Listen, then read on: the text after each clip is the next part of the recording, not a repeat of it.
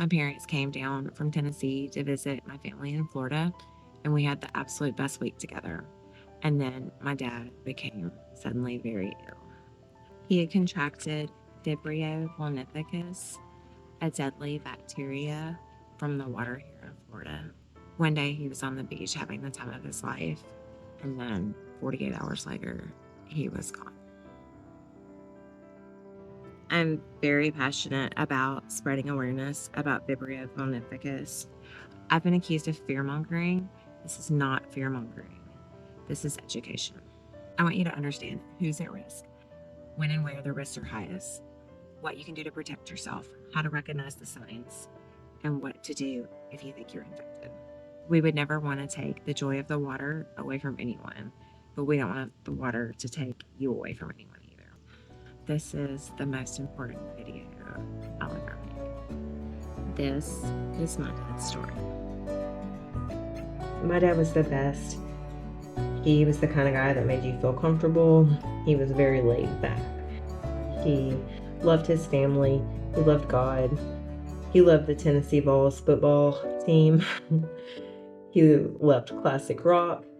He loved to read, and he loved going to the beach. He was just very simple and easy to please. He worked harder than anyone I ever knew. He never complained about anything. He was diagnosed with lymphoma at age 49, which he battled like a champ for 17 years. You would absolutely never know he had it. He would be in remission for a bit, and then something would creep back in. There was never a time where you'd just find him laying around. And as far as he was concerned, he wasn't sick. He was working in the yard, or he was all fired up about college football, or he was headed down to Florida with my mom to spend time with us. July 2019 was no different. My parents arrived and we were in full vacation mode. We took the boat to Crab Island, we went to Turkey Creek, we hit the beach several times, we grilled out, we watched the Light Up the Bayou fireworks on the 4th of July, and on their last day, we headed to Rocky Bayou for the day with our jet skis.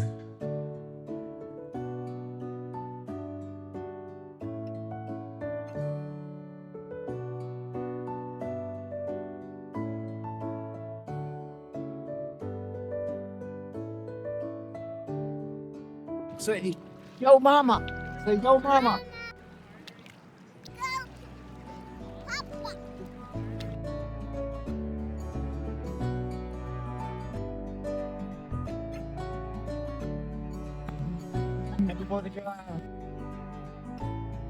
Rocky Bayou is a Florida state park in Niceville where I live. It's a really nice park. It has a boat ramp, campground, hiking trails, playground, picnic areas, all sorts of amenities. So it's typically the perfect spot for us to gather and spend the day in the water. It's not the first time that my dad has been there. We just hung out while everyone took turns riding. My parents don't ride the jet skis, but my dad was happy just to be in the water, hanging out, and throwing the football. It was just a really fun, carefree day.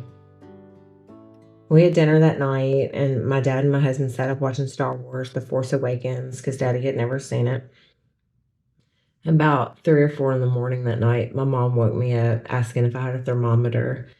She said she thought my dad had a fever. His legs were cramping pretty bad, and he just generally didn't feel good. We gave him some Tylenol, but by morning he was feeling much worse. They were going home that day anyway. My mom said she'd rather just get home and get him to the doctor in Memphis because they know all his medical history, and that seemed to make sense at the time. His condition worsened on the way home, and the pain was getting unbearable. When they arrived at the emergency room in Memphis, he was changing into his gown, and one of the nurses pointed and said, "How long has that been there?" My mom turned, and for the first time, she saw a large swollen section of his back that was black. She later described it as a black wall of flesh, like hanging on his back. She sent me the photos, and it just literally took my breath away, and it felt like my heart stopped. Because I knew exactly what it was. I told her that it's flesh-eating bacteria. Tell them he's been in the water. Tell them they have to do something about it right now. And they completely blew her off. They said, "That's not really a thing. That's just a myth. I told my family to start packing. My mom wanted us to wait and sleep. I didn't sleep. I just held my phone all night and prayed. The next morning, we were all in the driveway getting ready to go, and my mom called. He had had a very bad night. He had coded twice. He was septic, and the doctor said that his blood was too acidic to sustain life. And they said that they didn't want to put him through coding again, and they wanted us to make the decision to take him off of life support. And I couldn't make that decision. I just kept telling her not to leave his side. Not that she was going to. I just didn't want him to be alone. I was just pacing around in my cove on the phone. I was looking at my house. It was like he was just here. We were just having the best time with my family all together for the last time. I didn't know how did we get here so fast? How did we get from having the best time together to where we are now? So fast. My kids were 3, 5, 18, 21, and 24 at the time. I don't think any of them really understood what was really happening to their papa, because their papa was the rock in their life. Strongest man we all knew. And I was having to pull over at a gas station in Alabama and tell them I was gone.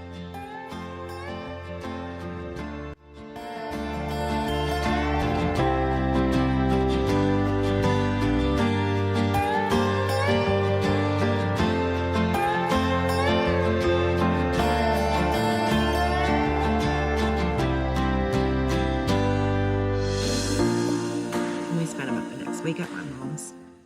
It was all very surreal. The days were just running together. At one point, my husband wanted me to go somewhere, and I was like, no.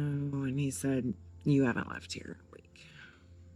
One of those days, my dad's internist called and told my mom that the bacteria that had caused him to go septic was called Vibrio Vulnificus. Vibrio Vulnificus is a naturally occurring halophilic or salt-loving bacteria that thrives in brackish water. Brackish water is when fresh and salt water meet, so it's like diluted salt water, like a bayou or an inlet. It is the most prevalent during the hottest months, May through October, and it spikes after heavy rain. So we had checked all the boxes. Because in Rocky Bayou, where we swam that day, it's fed by freshwater creeks in the Gulf, making it brackish. And it also just rained before we went that day. Vibrio can infect a person in 2 ways, through ingesting raw oysters or through broken skin exposed to water. We never saw an open wound on my dad, and this is something that my mom and I have just gone over and over and over and relived over and over. We will never actually know, ever, what actually happened. It is not beyond me to say that it just came through his skin. However, we have concluded that it probably came through his port cath. It was here. But the first major place was on his back. So we don't know. It maybe a fish bit him. Maybe it's just something we'll never know, and something we'll probably just always wonder about. Anyone can contract Vibrio Vulnificus, but immune-compromised people like my dad are the most susceptible. For them, it is often fatal. And while other bacteria can cause necrotizing fasciitis, which necrotizing fasciitis is the actual flesh-eating disease, staph and strep can also cause it. Vibrio Vulnificus is the absolute most aggressive form of it. I was so angry at myself. I had so much guilt because I knew about flesh-eating bacteria. Just weeks before my parents came down, there was 2 different stories. One of them was even local, where a 12-year-old girl had contracted it in Destin, Old girl almost lost her life after stubbing her toe. It was a nightmare. Kylie was enjoying a fun-filled vacation here in Florida with her family. She didn't think much of it when she scraped her toe while skateboarding, but when Kylie waded into the water, that flesh-eating bacteria entered through that open cut, and it became a race against time to save her life. The first sign came when Kylie Parker had trouble walking. I just thought that maybe I had pulled a muscle. Then her calf began to swell. She was in excruciating pain. Kylie's temperature hit 104.5 degrees. They told me if I had waited a few more hours or even a day longer, she wouldn't be here. Kylie was diagnosed with necrotizing fasciitis, an aggressive flesh-eating bacteria. Fortunately, surgeons were able to cut out the bacteria and save her leg and her life. I told her, that scar saved your life. We have to feel a little bit of pain for this to help heal. Kylie, who lives outside Indianapolis, is learning to walk all over again. Her mom, Michelle, gives her daily antibiotics.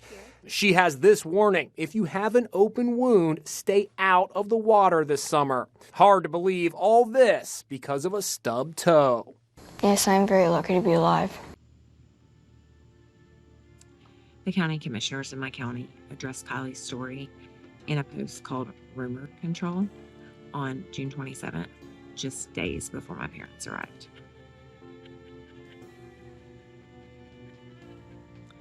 They stated that it was unconfirmed and reiterated how rare it was. And I believed it. My dad passed away on July 7th, 2019, just 10 days after their rumor control post. On July 10th, 2019, I made my own Facebook post.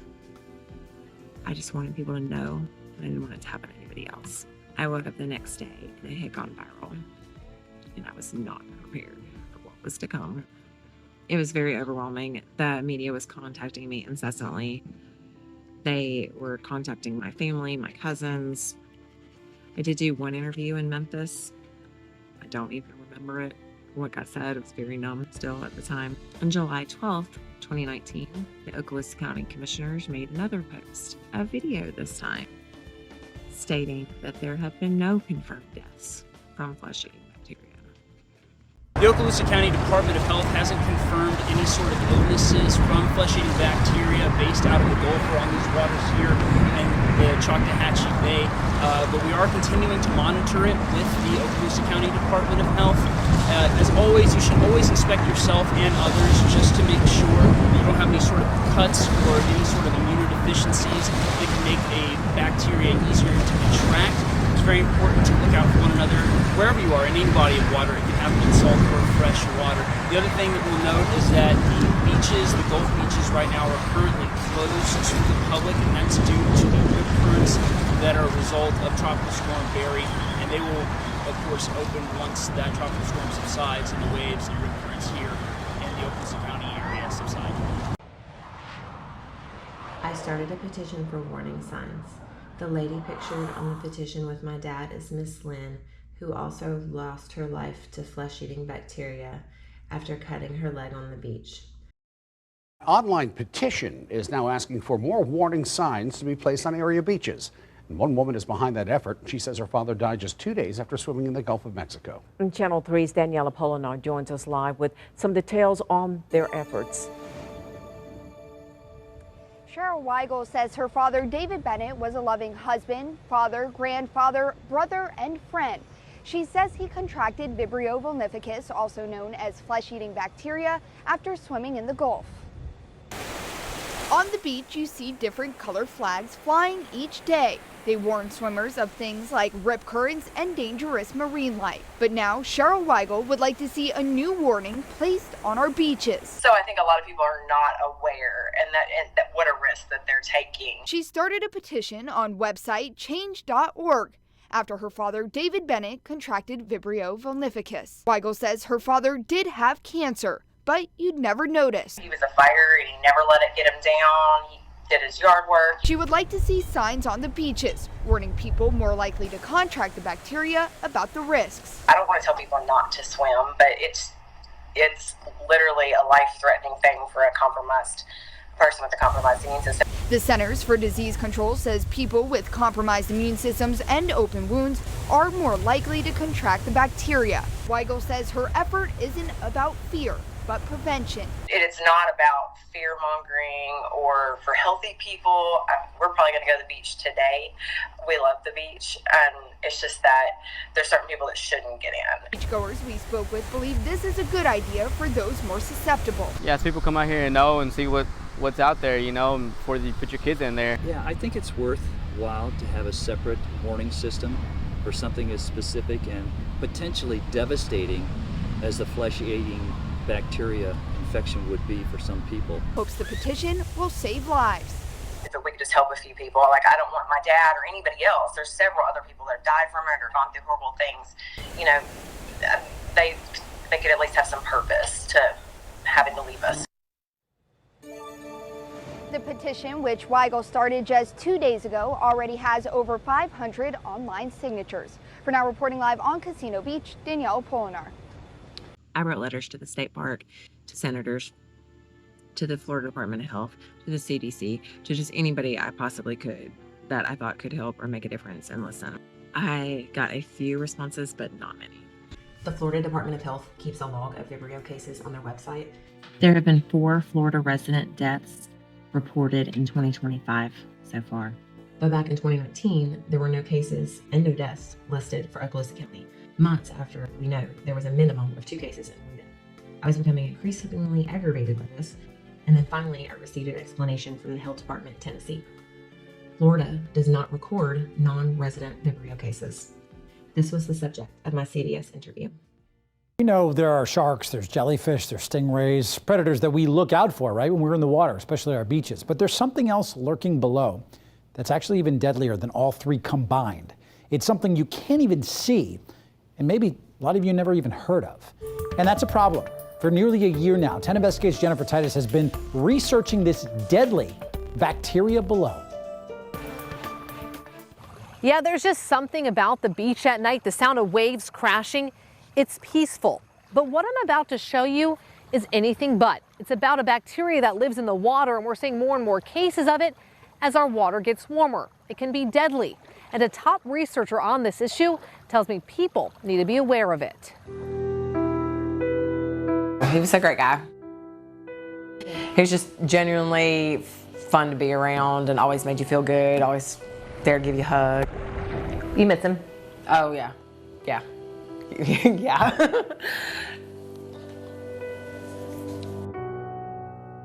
It's been a year since David passed away in a Tennessee hospital. It was the day after 4th of July. We all went to Rocky Bayou State Park, swam out there for like 3 or 4 hours. Hours later, David would wake up in pain. He had lymphoma, so he and his wife drove back to their hometown in Tennessee. And they ended up going straight to the hospital because he just, through the car ride, felt worse and worse and worse. They took off his shirt to put his gown on. He had a huge space about this big. My mom describes it as like a shelf of flesh that was turning black. She sent me the picture and I said, that's flesh-eating bacteria. Tell them he's been in the water. David died the next day. It wasn't until after that his doctor followed up with the records and said that he had Vibrio Vulnificus bacteria is what caused it. That caused him to go septic. Vibrio vulnificus is a bacteria that lives in warm, brackish seawater like the Gulf of Mexico. You can contract it one of 2 ways, through a cut or by eating raw shellfish. Some like to call it the flesh-eating bacteria because some cases turn into necrotizing fasciitis, which looks like the flesh is being eaten away. It seems like eternity and it seems like yesterday at the same time. Now, when it comes to data from the Florida Department of Health, there have been 420 cases of Vibrio vulnificus in the state since 2008. 2019 accounted for 27 of those cases. But when it comes to Cheryl's dad, he's not part of these statistics, and it's all because of how the department tracks these cases. Since David died in a Tennessee hospital, his case was sent to the Tennessee Department of Health, not Florida's. Right. Find that to be a problem? I do. In an email from the Tennessee Department of Health, an official told Sherrill, for infections, those events are always registered in the state of residence for someone who has a reportable condition, regardless of where the exposures happen. I feel like there's not an accurate picture out there, and it makes people feel too comfortable with it. It's not to scare people, it's just to keep people that are at risk from dying. And there's nothing wrong with that. The doctor called me and very polite, but he was very concerning about her health. He's like, this is serious. He says she has necrotizing fasciitis. For Wade Fleming, words like necrotizing fasciitis were new to him until last summer. My mom, typical, put down her chair and said, I'll see you in 15 to 20. She'd take a walk on the beach. During that walk, she cut her shin. Just then the lifeguard came by in his little ATV or whatever, and we whistled at him. He came over and rendered first aid. Within 2 weeks, Carolyn Fleming passed away. You know, if I'd have known that, you know, it was something so severe, we would have stayed. But again, there were no signs, no warnings, no signs. Do you think it's more prevalent now? The cases are definitely going up significantly.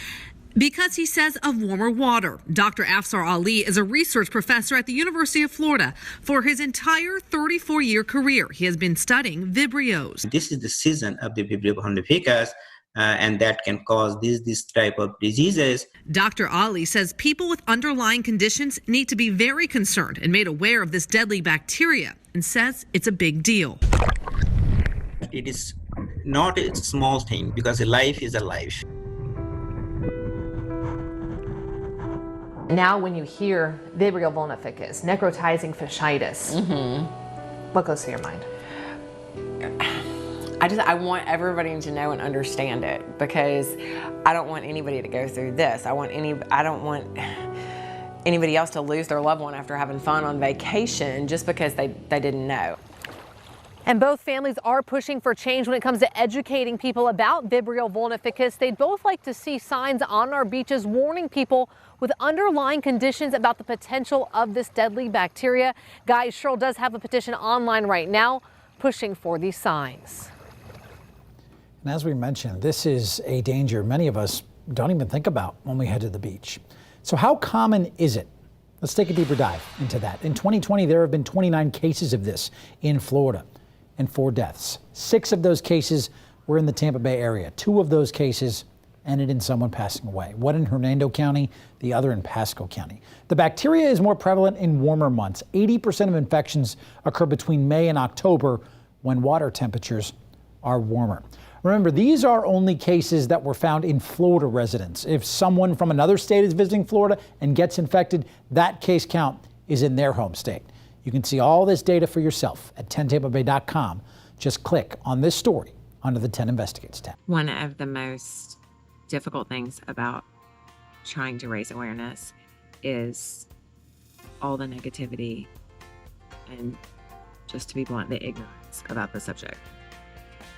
I try to ignore comment sections of news stories. Every year on July 7th, I share just basic facts on how to protect yourself on my page and some local groups. The Destin group refused to let me post it, said they will not start a panic. That seems to be the thought process of many, that it's better to hide the truth than educate people. I would have hated telling my dad he couldn't swim, but he would have listened, because now this does not feel rare to me at all. These are the facts. If you are healthy, have a great day and swim away. If you have an open wound, consider staying out of the water. And honestly, this doesn't just go for Vibrio in water. If I have learned anything, it is how important wound care is. If you do happen to swim with a cut, clean it when you get out of the water, spray some antiseptic on it, take a shower. If you are immune compromised, especially significantly immune compromised, stay out of natural bodies of water altogether, especially brackish water.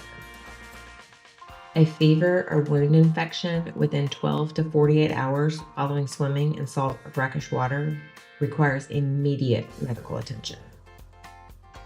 Vibrio is more prevalent in May through October, the hot months. Don't eat raw oysters. It's not worth it. Vibrio is not tested for, ever.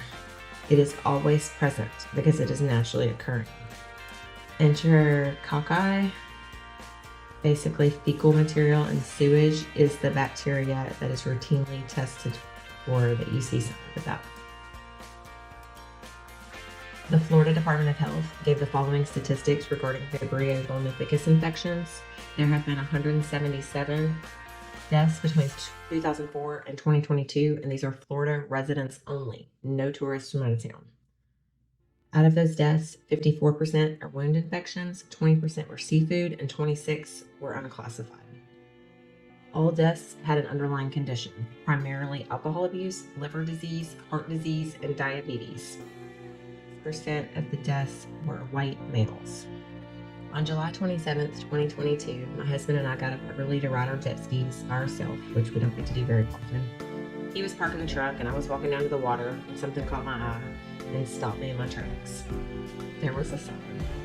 There was a sign that said to avoid the water if you have cuts or need help. They had finally listened.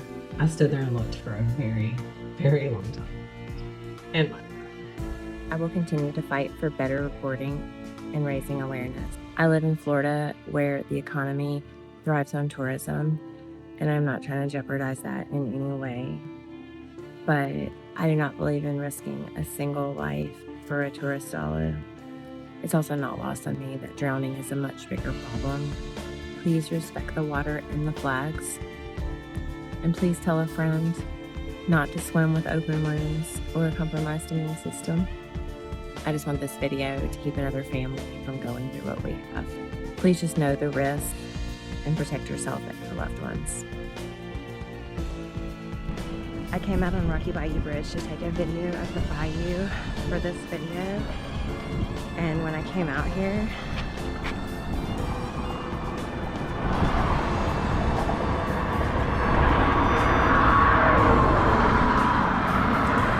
there's a rainbow over the whole thing like I've never seen it before.